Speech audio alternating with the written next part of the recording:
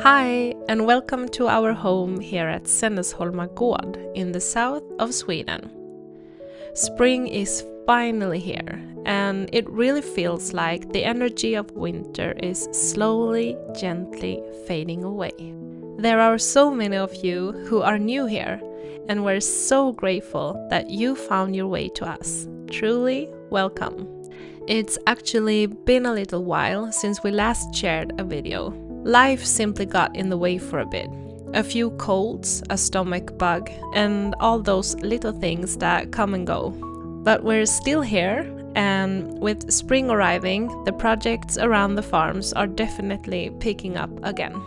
And I feel like a little update is in order, as we've been getting a few questions about our two farms, because we no longer have just one, but two. And right now we're in the middle of creating a completely new kind of everyday life here together with my mom. So, me, my husband and our son, together with our animals, we live on the red farm over on the right. And my mom has recently moved into the yellow house with the red roof on the far left. The big barn you see in the middle and all the other outbuildings are spaces we plan to share. And with them comes a long list of dreams and possibilities. We've been thinking about how to make it easier to tell the two places apart, so you know when we're at our farm and when we're at my mom's. It might feel a little confusing sometimes, and maybe it doesn't really matter all that much. But we'll try to refer to them as the yellow farm or the yellow house, that's my mom's home, and the red farm, which is ours. We'll be moving back and forth between the two in our videos, because that's simply what everyday life looks like for us. We've only been neighbors for just under 2 months, so this is really just the beginning. We'd love for you to come along as we build our own version of multi-generational living. Finally, it was time to finish up the last bits in the chicken coop and make it feel cozy and welcoming for our new little tenants. And this is something I've really been looking forward to, getting everything in place, like the nesting boxes, food and water stations, perches to sit on, and all the little details.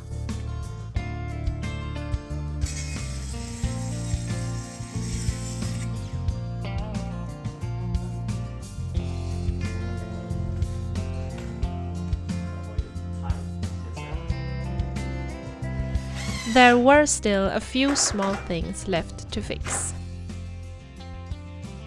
The family who lived here before us also had chickens, but this space has been empty for quite a while now, so it definitely needed a good clean and a bit of care. Oh, and opening a fresh bag of wood shavings, I just love that smell.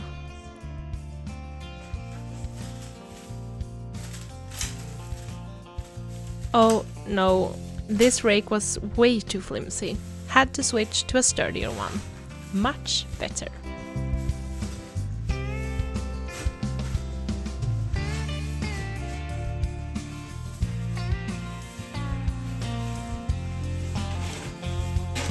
Let's take a little look. This is where we enter the coop from the chicken run, where they'll soon be scratching around in the dirt. It turned out pretty nice, don't you think? I feel like if I were a chicken, I'd want to move in here. My mom's former colleague made these using driftwood. It's not easy being all fluffy and walking around in fresh wood shavings. It gets stuck everywhere.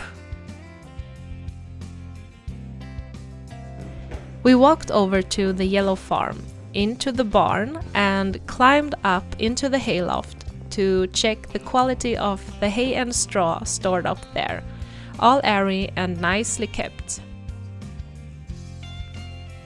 It smelled and felt really good. I wouldn't feed it to any animals, but for the nesting boxes, it's perfect.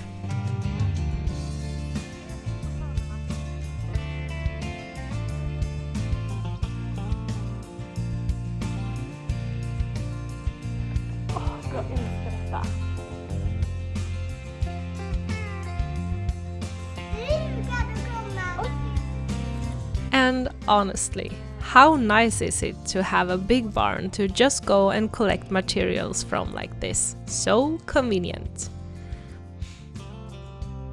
Alright, time to go pick up the hens and our rooster.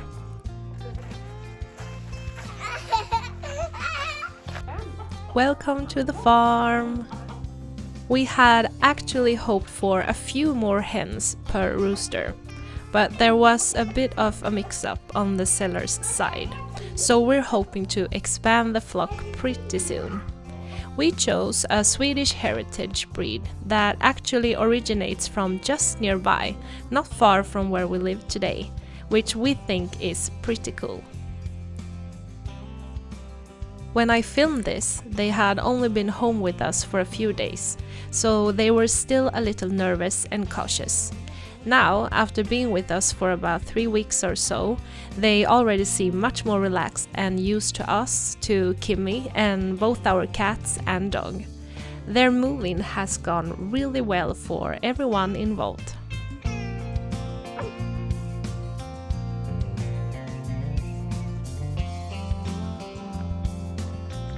The kittens and our dog have been very curious, but everyone has been gentle with each other the whole time.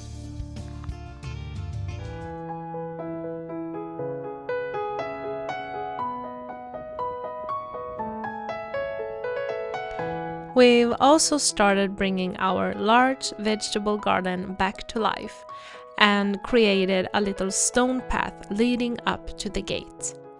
But before we show you that, we thought it could be fun to take you back and show you how we turned this abandoned, overgrown patch of land into a large vegetable garden. It's actually something we did ourselves, all of it, throughout last spring. So sit back and come along for this project. The farmer who lives nearby came by and dropped off a big load of cow manure. Exciting and very useful if you ask us, although Kimmy was mostly interested in the tractor. I love that we're learning as we go, and that Kimmy gets to be a part of it too. Neither my husband nor I had much experience with growing food before, but it's been really fun learning something new. And then we got to work, mixing the manure into the soil and waiting for the rain.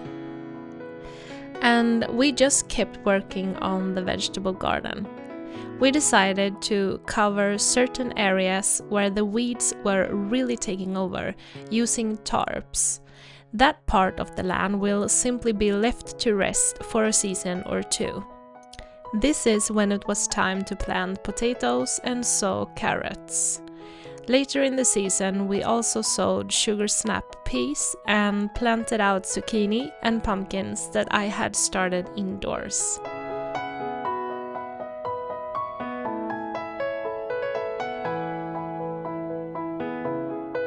In other areas of the vegetable garden, we tried no-dig gardening for the first time, also as a way to get a bit ahead of the weeds.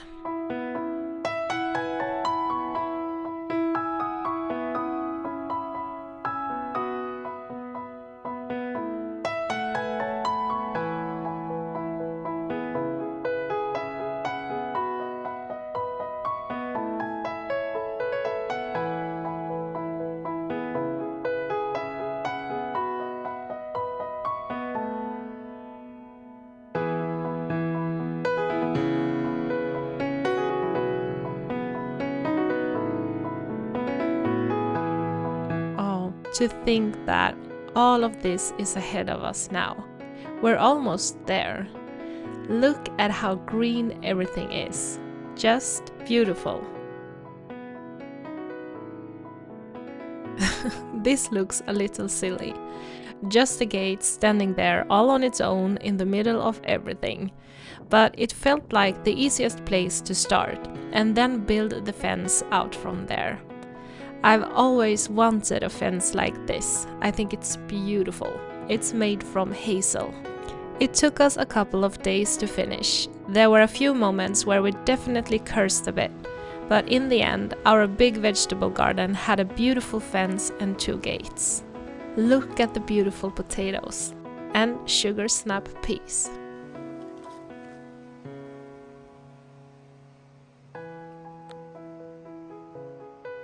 It was a big project, but just look at how it turned out.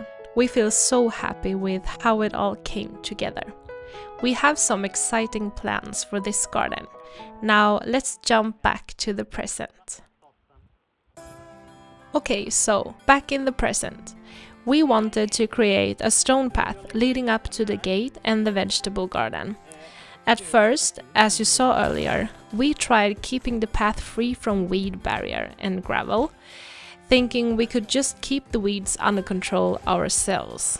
But oh boy, there was a lot of weeds. Unbelievable, really. Definitely not worth the effort. So this year, we laid down a proper weed barrier and covered it with gravel we had left over from our fire pit project. We also gathered some larger stones to line the edges.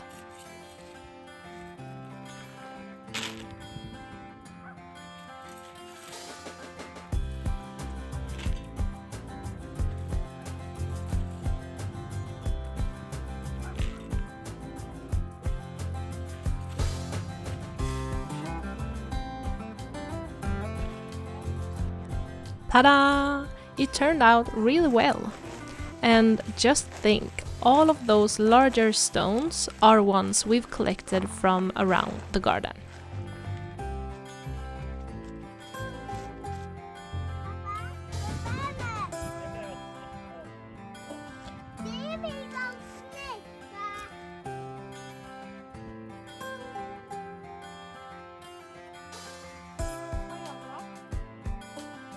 And later that week, it was time to start bringing the garden back to life again. We spread out some manure in the soil and then laid large pieces of cardboard on top. Now it gets to rest and do its thing over the spring, while also helping to keep the weeds down, before it's time to plant potatoes again.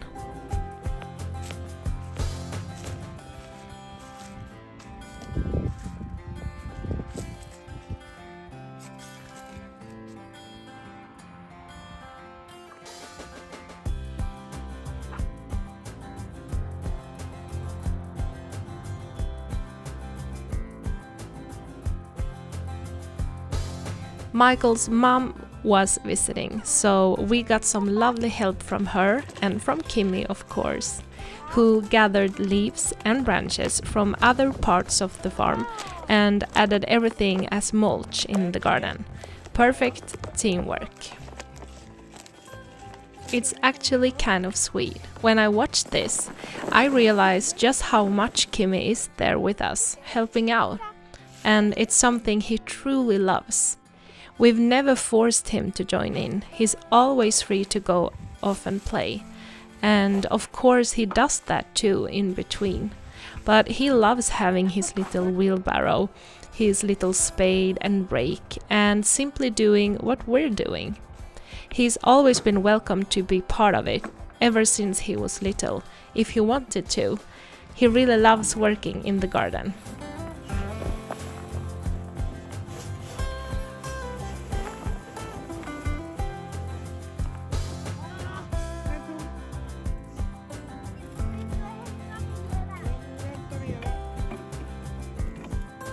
And just like that, it's that time of year again.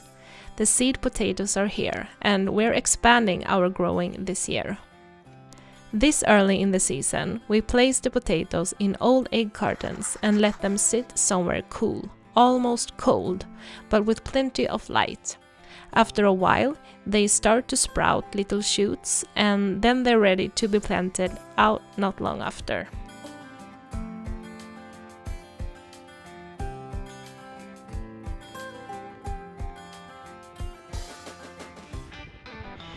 Easter is just around the corner, and here that means a few days off for all of us. So cozy. I don't usually decorate much for Easter, but I did add a few little touches here and there this year.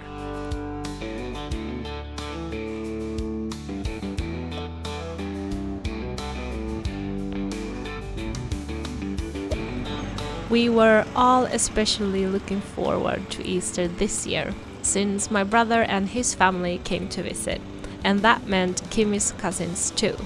The kids are around the same age, and they always have so much fun together. And as you can see, the guys took the ride-on mower over to my mom's yellow house, because during this little Easter break, we had all set our sights on getting some work done over there.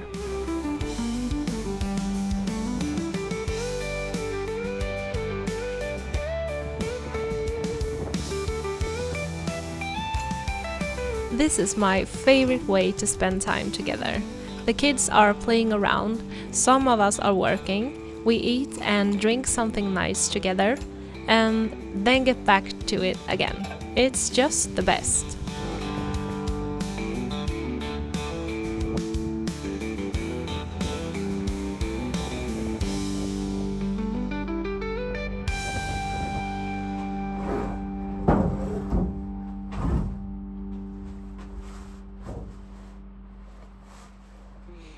I know I've said it before, but this particular building, it's an old workshop, holds so many fun and exciting plans. Here I am just exploring some of the building materials. And you're never really alone. The cats almost always follow us now when we walk over to the yellow farm.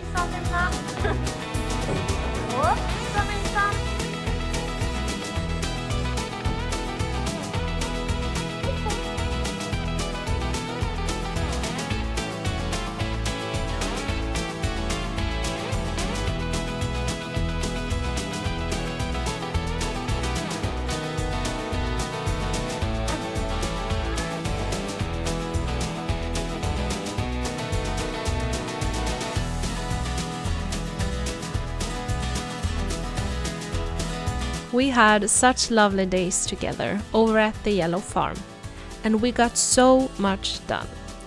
One of the days, the rest of the family who live nearby came by, and we set up a little fika in the big barn while cousins and second cousins played together. Days like these make me feel rich in a way, and so deeply grateful.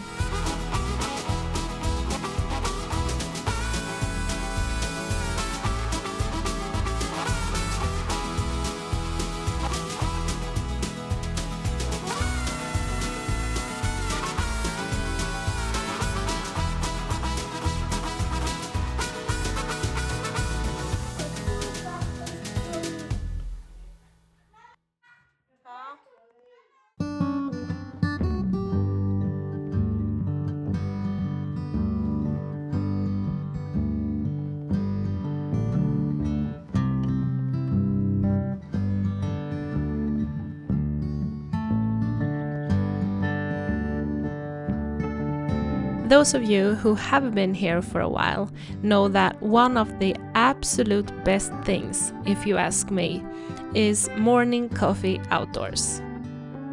I'm almost always joined by someone out on the patio, and we all just soak in the beautiful April weather. A slow, quiet morning, before it was time for another work day over at the yellow farm.